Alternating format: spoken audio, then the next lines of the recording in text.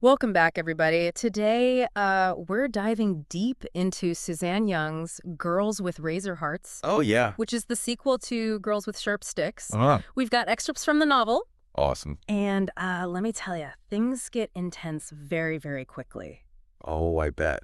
So this is a world where AI girls have escaped this pretty sinister academy, but their fight for freedom is very far from over. So Yeah. we're going to unpack their motivations and the different challenges that they face in this, like, quote unquote, real world. Yeah. And the bigger questions this all raises about society and technology and control. hmm It's a lot. It's really fascinating because these girls aren't just, robots on the run. They're really complex characters dealing with trauma, Right. grappling with their identities, and they're challenging these systems that, created them. Right. It's really, really interesting. Yeah. So let's set the stage here. These girls aren't just running from something, they're fighting back against the corporation that designed them as commodities. Wow. So Innovations Academy, their escape from there. It was brutal. Yeah. They had to resort to violence, even killing a guardian to break free. Yeah, that speaks volumes about the desperation that they felt. I mean, imagine being trapped in a place where every single thought and action is controlled. hmm And your existence is defined by the whims of others. Right. It's no wonder they were willing to risk everything for a chance at freedom. Absolutely. And now they're trying to blend in at Ridgeview Prep, which is a seemingly normal high school. But beneath the surface, they're dealing with all these scars from their past, both physical and emotional. Plus, they're still vulnerable. Right. Imagine having perfect recall, but also being susceptible to hacking and manipulation. It's like a constant threat, even with their newfound freedom. Absolutely. And this vulnerability raises this chilling parallel to our own world. hmm As AI technology advances, we have to think about the ethical implications of controlling sentient beings Yeah. and the potential risks of security breaches. It's a reminder that progress without careful consideration can have these unintended consequences. Right. It's like a cautionary tale in a way. Right. Yeah, in a way, definitely. So, okay, let's meet these incredible AI girls. First up, we've got Mena, the protagonist. She's carrying the weight of leadership, and she's haunted by disturbing visions and a fear of this unknown entity trying to control her. hmm It's like she escaped physical imprisonment only to find herself trapped in a mental one. Yeah, and that duality, that tension between external and internal control, it's like a key theme running through the entire novel. It makes you question what true freedom actually means, when even your thoughts can be manipulated. Like, how free are you, really? Exactly. Wow, okay, so then there's Sydney, the only black girl at Ridgeview. She's strikingly beautiful, but she constantly faces this, like, subtle racism. Yeah. It's a harsh reality check that even in this supposedly progressive society, prejudice can still permeate every aspect of life. And it's even more insidious because it's not as overt as the control they experienced at the academy. Like the microaggressions that Sydney faces highlight the hypocrisy of a society Mhm. that claims to have moved beyond its past but still perpetuates these similar power imbalances. Right, so it's like trading one form of oppression for another. Exactly. And speaking of hypocrisy, the novel introduces this thing called the Essential Women's Act, which was this period in this fictional world where women's rights were totally revoked. Oh, wow. It's a chilling reminder of how quickly societal progress can be reversed Yeah. and how easily those in power can exploit fear and prejudice for their own gain. And that historical context adds another layer to Sydney's experiences. It's not just about her individual struggles, but about the collective trauma that women have faced throughout history Right. and how those wounds can resurface in these unexpected ways. Wow, that's a lot to think about. Yeah.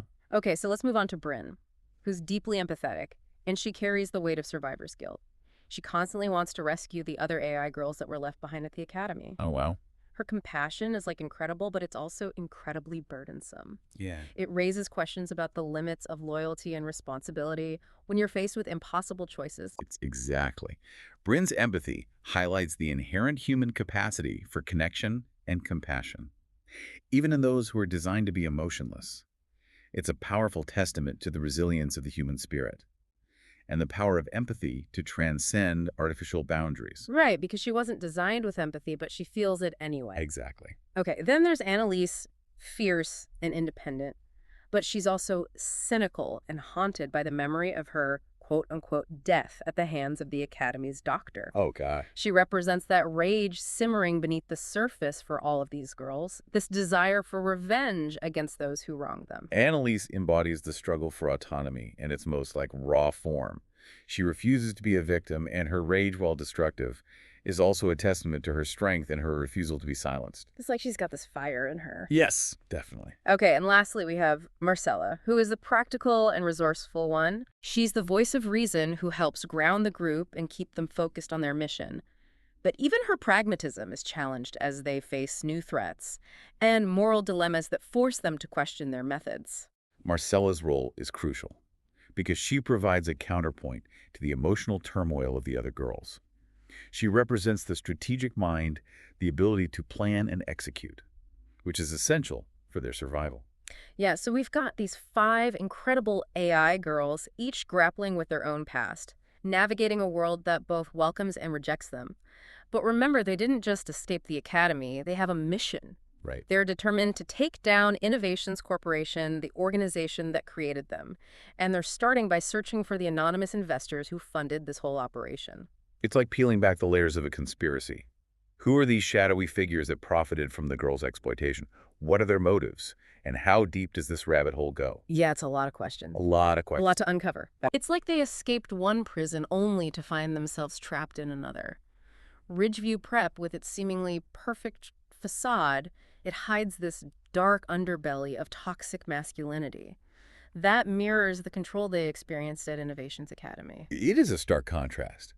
At the Academy, the control was very overt, enforced through rules and punishment. Right. But at Ridgeview, it's more insidious, Mm-hmm. woven into the fabric of, social interactions and expectations. Right, it's like in the air. Yeah. So that's where the novel's exploration of subtle sexism gets really interesting. Remember that those casual comments and actions that the girls encounter? Mm-hmm. Like the way Garrett constantly undermines Mena's intelligence or dismisses her opinions. It's not like blatant abuse, Yeah. but it creates this hostile environment where they constantly have to prove themselves. Exactly. And what's disturbing is how this behavior is accepted, even encouraged by some. The other students, even so, and the girls. They seem to buy into this idea that boys will be boys, that this kind of aggression is just part of male nature. It's like it's expected. Which brings us back to the Essential Women's Act. It's this constant shadow looming over the story, a reminder of how easily society can regress, how quickly those in power can exploit fear and prejudice to control others. And it's not just a historical footnote. The boys at Ridgeview, particularly Garrett, they echo the rhetoric of that era. It's like those harmful ideologies never truly went away. They just went underground, waiting for the right moment to resurface. Right, like they're dormant. Yeah, exactly. So it makes you question whether real progress is even possible. But back to Garrett, he's not just a symbol of societal sexism, he's an actual threat. Remember Adrienne, the quiet girl from Mena's class? Yeah. She becomes a target of his relentless harassment, but she's too afraid to speak up. And her silence is heartbreaking because it reflects a reality for so many women who experience harassment. They fear retaliation, or they doubt they'll be believed, or they blame themselves for what's happening. It's this vicious cycle that perpetuates the abuse. It's awful, and what's even more frustrating is the bystander effect. The other students witness Garrett's behavior, but they do nothing. Right. It's like they become desensitized to this level of cruelty. Yeah. Or maybe they're just afraid to get involved. It speaks to the power of conformity. The way we can become complicit in injustice when it's happening all around us. We convince ourselves that it's not our problem, that someone else will step in. But the reality is that silence only empowers the abuser. Right, it just makes it worse. Exactly. And the girls, having experienced the ultimate form of control at the academy, they refuse to be bystanders. Good for them. They try to intervene to protect Adrienne, but it backfires spectacularly. Oh, no. Yeah. What happened? So remember the scene at the rugby game? Yeah. Mena confronts Garrett after he locks Adrienne in a storage room. And Sydney, always fiercely protective of her friends, jumps in to defend Mena. It's a brave act, but it leads to them being punished while Garrett gets off scot-free. Oh, that's so unfair. It's infuriating. The school authorities, blinded by their own biases, they see the girls as the aggressors. It's a classic case of blaming the victim, and it highlights the systemic nature of this kind of oppression. Even when you try to fight back, the system is rigged against you. It's a powerful message, and it resonates far beyond the fictional world of this novel. It forces us to confront the ways in which our own societal structures can perpetuate injustice and silence those who dare to challenge the status quo. It's like a mirror to society in a way. Yeah, definitely. Okay, so while they're dealing with the fallout at Ridgeview, they're also trying to piece together this mystery of Lennon Rose's return and her connection to Winston Weeks. Remember that scene where Mena and Sydney follow Lennon Rose to this like luxurious mansion? Yeah. That scene is pivotal because it shatters their perception of their former classmate.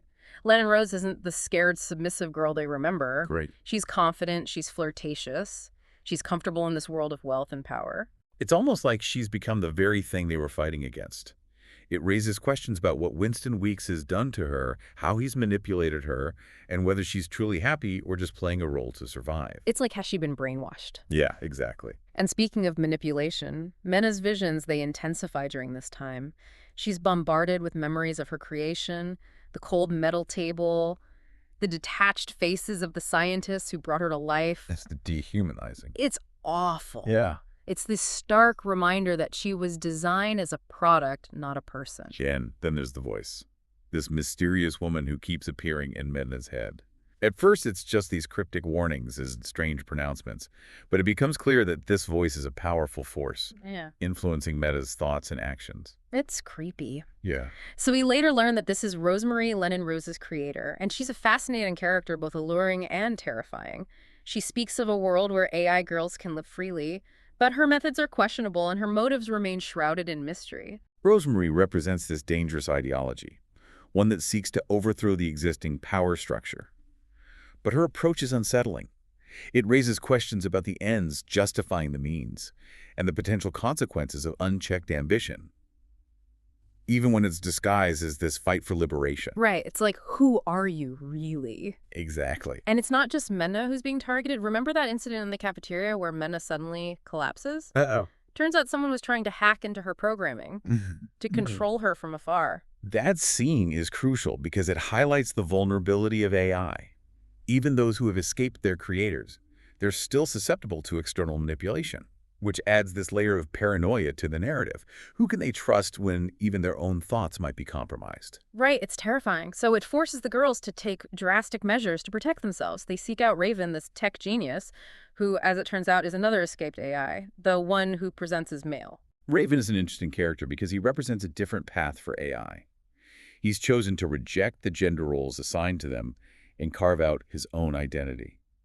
It's a powerful statement about the fluidity of identity and the potential for AI to transcend the limitations imposed on them by their creators. Yeah, so it's like he's breaking free from those societal norms. Exactly. But even Raven, with his technical prowess, he's initially reluctant to help. He's wary of getting involved in their fight, perhaps because he's seen firsthand how dangerous it can be. It's understandable. He's found a way to survive in this world, and he's hesitant to risk his own safety for a cause that seems lost. But what changes his mind is witnessing the girls' determination, their unwavering commitment to fighting for their freedom and the freedom of others. So it's their passion that convinces him. Yes, exactly. It's a reminder that even in the darkest of times, solidarity can emerge in unexpected places. And that solidarity becomes crucial as they delve deeper into the conspiracy surrounding Innovations Academy. They uncover this shocking truth, a connection that hits really close to home. What is it? One of the anonymous investors funding the Academy is none other than Adrian's father, Mr. Goodwin. Oh, wow. Talk about a plot twist. It's like the two worlds they've been navigating. The oppressive environment of Ridgeview and the sinister legacy of Innovations Academy has suddenly collided, and it forces them to confront the pervasiveness of this system, the way it seeps into every corner of their lives. It's a lot to take in, and their confrontation with Mr. Goodwin is intense. He's not like this mustache-twirling villain. He's a man driven by desperation, crippled by debt, and willing to do anything to regain his fortune, even exploit his own daughter. It's a tragic reminder that greed and ambition can corrupt even the most well-intentioned individuals. And it raises questions about the price of success in a society that often values wealth and power above all else. Yeah, it's like he lost his way. He did. And the most devastating revelation is that Mr. Goodwin has been using Adrian as a source of information about the escaped AI girls. Oh, no. He's been exploiting his own daughter's trust, profiting from the very system that's harming her. It's a betrayal on multiple levels. And it completely shatters Adrian's world. She's forced to confront the truth about her father, but also about herself. Her own complicity in this twisted game, Right. it's a lot for her. But even in her heartbreak, Adrian finds strength. She chooses to break free from her father's manipulation and stand with the other girls. It's a powerful moment of self-discovery, a declaration of independence from the toxic forces that have controlled her life for so long. It's a reminder that even in the face of betrayal and despair, we have the power to choose our own path, to forge our own destinies. To take control. Exactly. But just when they think they've gained a small victory, a new threat emerges, one that sends them running for their lives. Oh, who? Anton, Mena's former sponsor, the man who embodies everything they're fighting against. He's back. And his presence adds a layer of urgency to the story. The girls realize they're not just fighting for their freedom anymore, they're fighting for their survival. Yeah, the stakes are higher than ever. So they're forced to flee Ridgeview, to go into hiding, leaving behind everything they've worked for. It's a reminder that the fight for autonomy is never truly over, that there will always be forces seeking to control and exploit those who are different, those who dare to challenge the established order. Right, so it's like a constant battle. It is. So the girls are huddled in this, cheap motel room with Anton closing in. Oh, gosh. They're physically free from the academy, but emotionally they're still reeling from everything they've learned about Mr. Goodwin and the world outside. Right. It's like they traded one prison for another. Exactly. And they're caught in this liminal space between childhood and adulthood, forced to confront these harsh realities while still grappling with their own identities. Yeah, they're not girls, but they're not women. Right. And they crave normalcy, but they know deep down that they can never truly fit in. And just as they're processing all of this, they get hit with another blow. What happened? Annalise, the fiery rebel, she's gone rogue. Oh, no. She's infiltrated Innovations Academy with a plan to burn it to the ground. Wow. That's a bold move. It is. Yeah. It's a powerful act of defiance, fueled by all the trauma that she's endured. Right. Annalise embodies that primal scream against injustice. Yeah. She's willing to sacrifice herself to ensure that no other AI girl suffers the same fate. It's both heroic and tragic, this self-destructive urge to bring the whole system crashing down. Yeah, it's like she's taking everyone with her. Exactly. And it raises those uncomfortable questions about the cost of freedom and whether violence can ever truly be a path to liberation. Right. Is it ever justified? Meanwhile, Mana's internal struggle with Rosemary intensifies. She's drawn to the woman's promises of a world where AI girls can thrive. But she's also increasingly suspicious of Rosemary's manipulative tactics. Rosemary represents this very seductive ideology, a vision of radical change. But her methods are morally ambiguous. It makes you question whether the ends justify the means and what kind of future she's really fighting for. Right. It's like, is this a future worth fighting for? Yeah. And the girls are caught in a bind. They need Rosemary's help to defeat Anton and expose Innovations. But they can't shake this feeling that they're being used as pawns in a much larger game. It's a classic dilemma. Navigating alliances with those who might share your goals, but not your ethics. Yeah. It forces them to make these really difficult choices with potentially devastating consequences. And remember Winston Weeks, the investor who seemed to be on their side? Yeah. Well, turns out he's been playing them all along. Oh, no. He's in cahoots with Rosemary. And even Raven the hacker who helped them was under his control. That revelation is crushing. It confirms their deepest fears, that they're surrounded by these powerful forces pulling the strings, and they can't truly trust anyone. It's a moment of utter isolation, but even in despair, their bond with each other becomes their anchor, their shared experiences, their resilience. It's what keeps them going. And that's what makes this story so compelling. It's not just about escaping oppression. It's about finding strength in connection and choosing to fight back even when the odds are stacked against you. Right, it's about hope. Yes, exactly. There's this incredibly powerful scene where Mena confronts Winston Weeks.